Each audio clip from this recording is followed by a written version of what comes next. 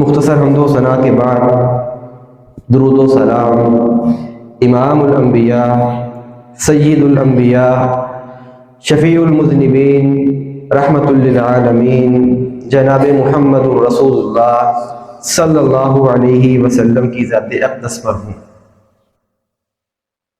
عربی زبان میں روزے کو صوم کہا جاتا ہے، صاد واو اور میم، الصوم۔ صوم کا معنی ہوتا ہے رک جانا، بندہ چل رہا ہے رک جائے اس کو بھی صائم کہتے ہیں، بات کر رہا ہے خاموش ہو جائے اس کو بھی صائم کہا جاتا ہے، اسی طرح کھا پی رہا ہے بس کر دے رک جائے اس کو بھی صائم کہا جاتا ہے۔ تو کسی بھی کام سے رک جانے کا نام عربی زبان میں صوم ہے، جس کا معنی ہے روزہ۔ لغت میں صوم کا معنی ہے روزہ، رک جانا۔ مریم علیہ السلام کا ذکر اللہ رب العالمین نے فرمایا، انہوں نے لوگوں سے قطع کلام کا روزہ رکھا تھا، انہوں نے یہ نظر مانی تھی کہ میں لوگوں سے بات نہیں کروں گی، کلام نہیں کروں گی۔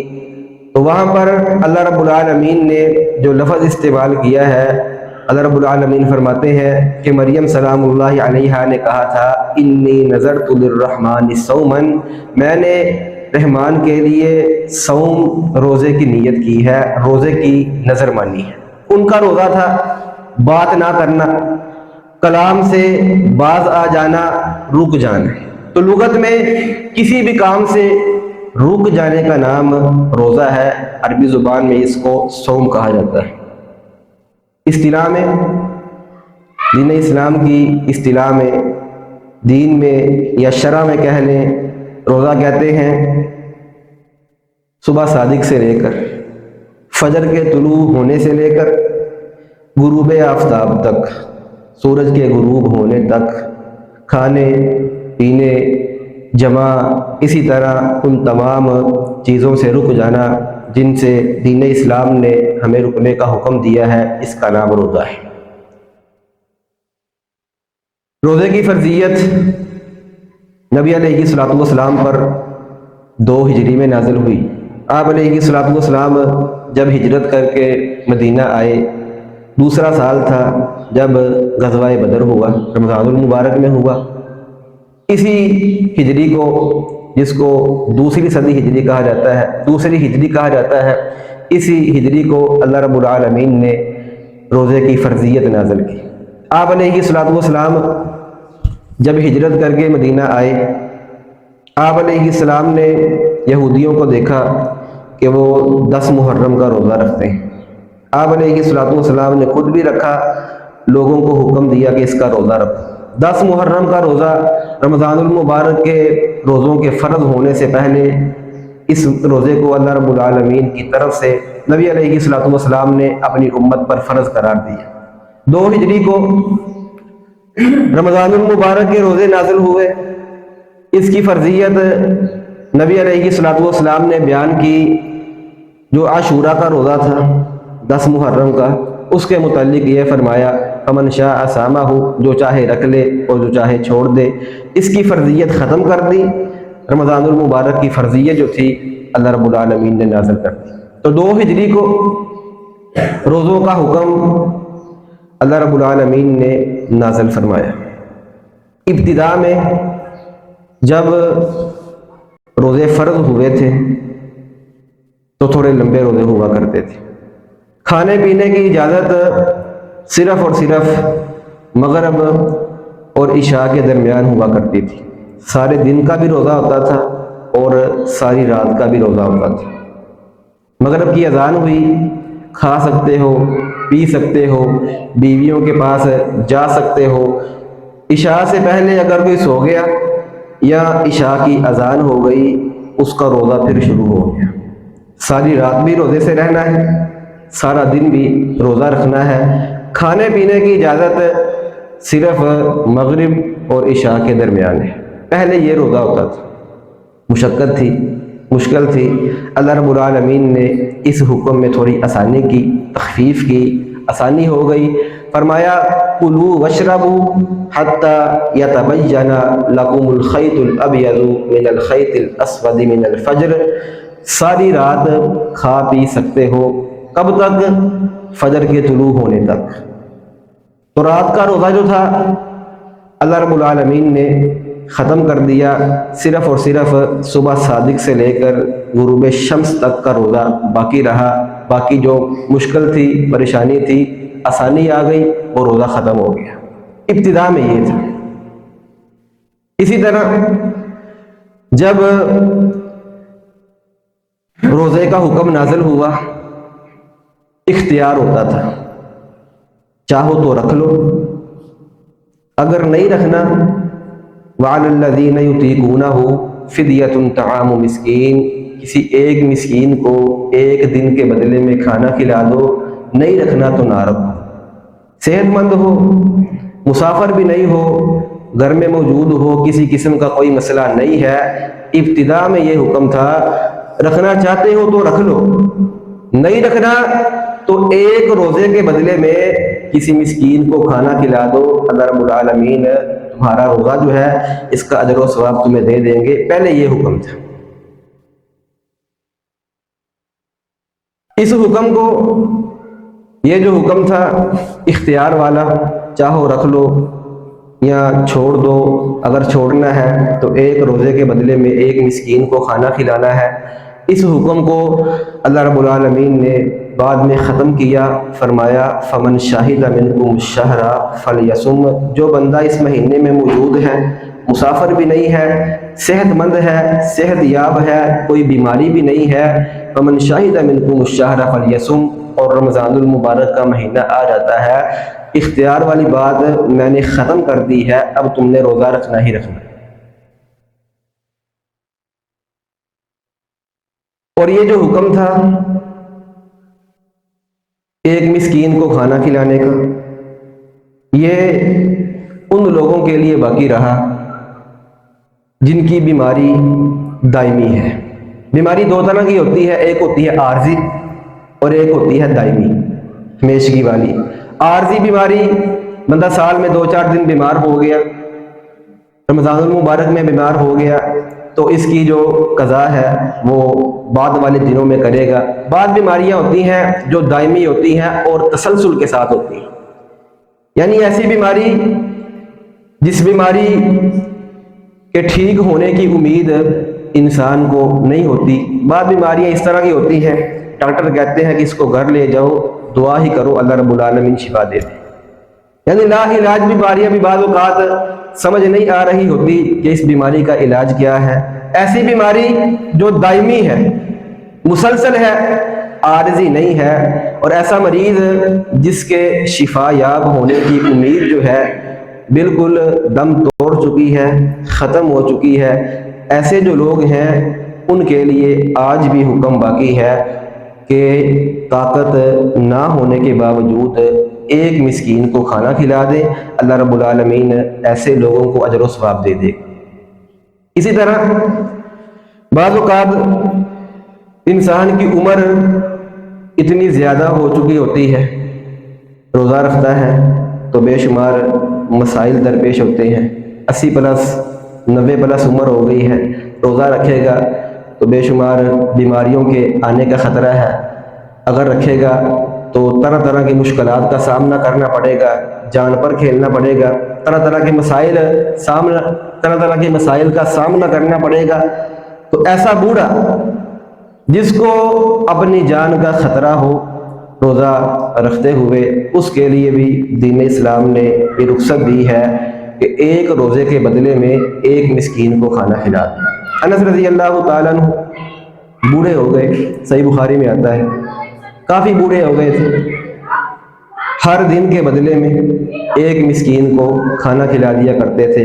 2 رمضان 2 سال مسلسل انس رضی اللہ تعالیٰ عنہ یہ عمل کرتے رہے۔ جب بھی رمضان آتا، عمر بہت زیادہ ہو چکی تھی، روزہ رکھنے کی سخت ہمت اور طاقت جو تھی ختم ہو چکی تھی، ہر روزے کے بدلے میں ایک مسکین کو کھانا کھلا دیا کرتے تھے۔ تو جو تندرست ہے، صحت یاب ہے، مسافر بھی نہیں ہے، ہر صورت فرمایا فمن شاہد منکم الشہر فلیصم، اس نے روزہ رکھنا ہی رکھنا ہے۔ اگر بیمار ہے، بیماری دو طرح کی ہے، عارضی ہے یا دائمی ہے۔ اگر عارضی بیمار ہے، روزہ رکھنے میں مشکل ہے، نہ رکھے، بعد میں فدیہ ادا نہیں کرے گا بلکہ ان روزوں کی قضا دے گا۔ فدیہ ان لوگوں کے لیے ہے جو بہت زیادہ بوڑھے ہو چکے ہیں، یا جن لوگوں پر ایسی بیماری ہے جس بیماری میں شفا یاب ہونے کے چانسز ختم ہو چکے ہیں، بندہ نا امید ہو چکا ہے بیماری کی وجہ سے۔ ایسے جو مریض ہیں ان کے لیے یہ حکم ہے کہ ہر روزے کے بدلے میں ایک مسکین کو کھانا کھلا دیں۔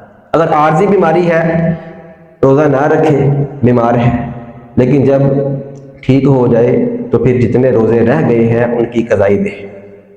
اسی طرح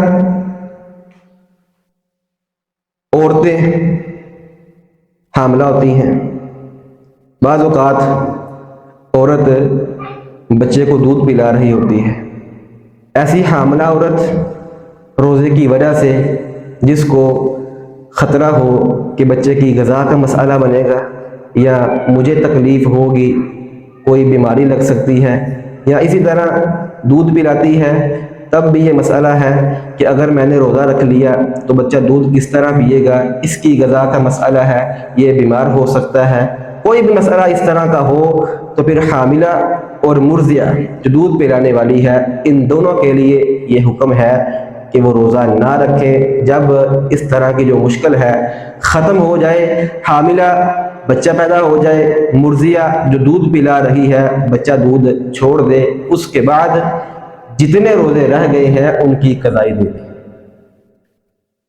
تو ان عورتوں کے لیے بھی دین اسلام نے یہ رخصت رکھی ہے، وہ عورت جس کے پیٹ میں بچہ ہے یا وہ عورت جو بچے کو دودھ پلاتی ہے، اگر رکھ سکتی ہے تو رکھے، اگر کوئی مسئلہ نہیں ہے، کوئی پریشانی نہیں ہے تو روزے کو ترجیح دے رکھے، لیکن اگر کوئی مسئلہ ہے تو دین اسلام نے ان عورتوں کو بھی سہولت دی ہے، نہ رکھے، جب یہ مشکل ختم ہو جائے، بچہ پیدا ہو جائے یا بچہ دودھ چھوڑ دے، اس کے بعد قضائی ادا کر۔ تو فرمایا وَعَلَى الَّذِينَ يُطِيقُونَهُ فِدْيَةٌ طَعَامُ مِسْكِينٍ، یہ جو حکم تھا کہ اختیار ہے، چاہو تو رکھ لو، نہیں رکھنا تو ایک دن کے بدلے میں ایک مسکین کو کھانا کھلا دو، ایک روزے کے بدلے میں، اللہ رب العالمین نے اس حکم کو ختم کر دیا۔